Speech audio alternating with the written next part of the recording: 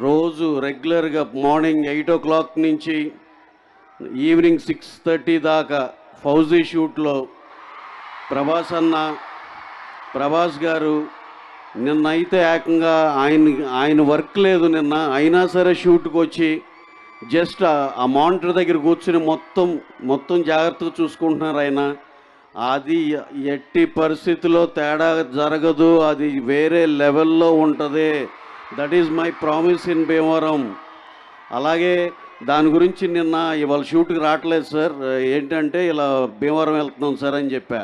భీమవరం వెళ్తున్నాం, మరి ఏమైనా చెప్పమంటారా మీ ఫ్యాన్స్ కంటే ఆయన ఒక్కసారే బిగ్గరగా నవ్వేసి, ఎక్కడండి ఈవెంట్ ఎక్కడన్నారు, ఇలా SRKR ఇంజనీరింగ్ కాలేజీలో అంటే, మరి కాలేజీలో అంటే అందరం బాగా చదువుకోమని చెప్పండి అయితే అన్నారు. So he so sweet. అలాగే మా ఇరుముడి దానికి కూడా ఆల్ ద బెస్ట్ చెప్పారు. ఆయన విషెస్ మాకు ఎప్పుడూ ఉంటుంది.